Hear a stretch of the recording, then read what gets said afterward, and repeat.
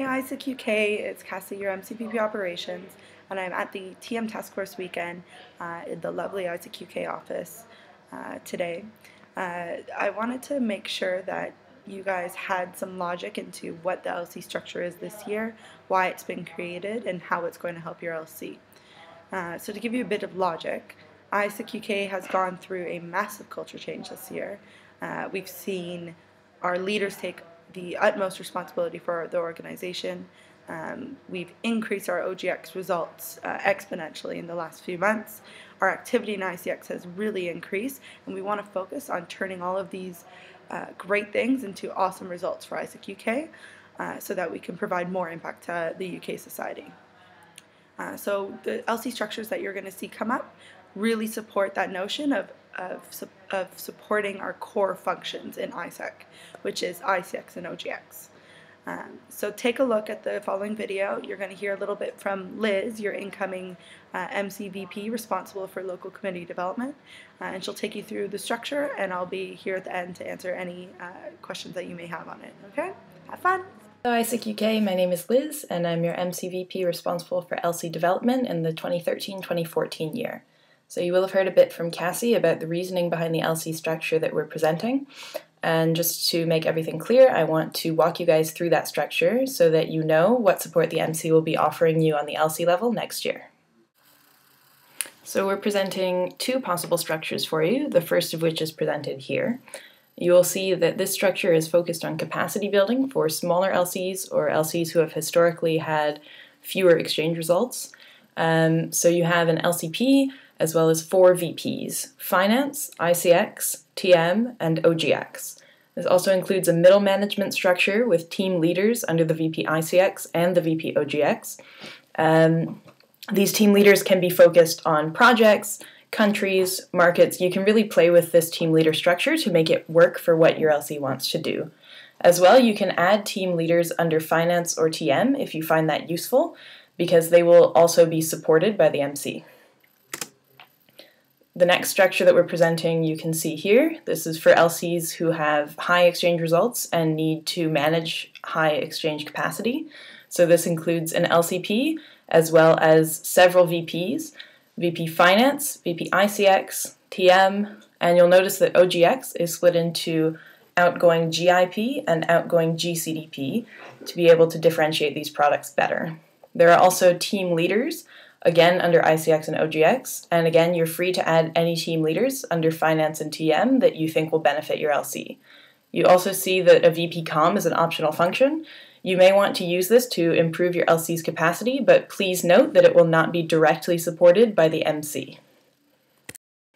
So you'll notice that what we've presented here are core functions. That is to say, the functions that the MC believes you need to have in your LC for a successful year. There are other functions such as comms, BD, etc. that some LCs currently have. Please note that the MC will not be supporting these functions directly in the 13-14 year. If you wish to have these functions and you believe that they will help you drive growth within your LC, please speak to us about it and we can try to strategize with you. But note that if you decide to have these functions in your LC, you will be responsible for supporting them. And also note that out of these core functions, if there are any that you don't currently have, we believe that you should add them for best results. So thank you for your attention, and we look forward to working with you in the coming year, and we believe that these structures will help us all drive growth within AIESEC UK. See you soon! Okay, so now that you've seen the LC structure, I'm sure you have a ton of questions, and I'd be happy to answer them. Hopefully I'll answer them here, and if not, totally open for some phone calls or any chats that you may want to have. So the first thing is that there's two structures. The logic behind that is that not every LC is at the same level and needs the same type of structure. So we proposed two. One for LCs that are looking to build their capacity and increase their exchange results this year to a level where they feel like they are financially sustainable. And the second structure allows for a little bit more innovation, a little bit more of a market push, specifically in OGX, so that we can grow our operations even further from there. So you can see that there's two types of structures, and I really hope that you'll choose the right one for your LC. The second thing is you're probably looking at what the heck is a VP Finance. We really wanted to introduce a finance responsible on the LC level because right now only the LCP has financial oversight of the organization. So what we want to do is increase that visibility at the LC level, start training a little bit more in financial awareness and sustainability, especially in budgeting, but also allow somebody to come in to focus a little bit more on the legal side of AIESEC and work on university relations. And finance can really help you guys not only to keep an eye on your budget, because that's definitely something really, really important for you guys, but also to help AIESEC build better relationships with the university in the coming year. And hopefully that person will be able to take on that responsibility along with the LCP. The second thing in the structure B, you'll see that there's GIP and GCDP for outgoing VPs.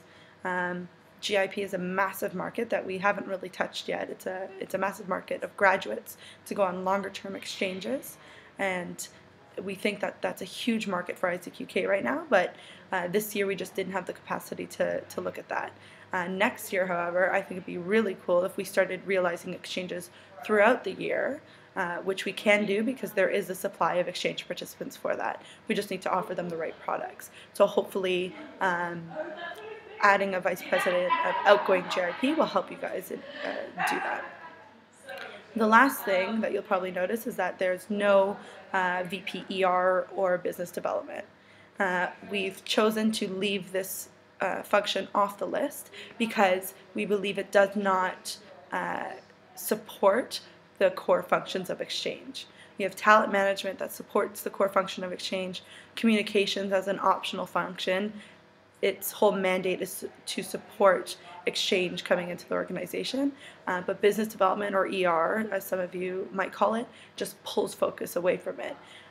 So what we'd really like to see is AIESEC UK really focusing on increasing our ICX performance this year, because it hasn't really happened yet. Our activity has massively increased, which is such a good sign, but now we need the results to start coming in, and we need people to be focused on that aspect of our organization, and that's how we're going to provide a better impact to UK as a whole.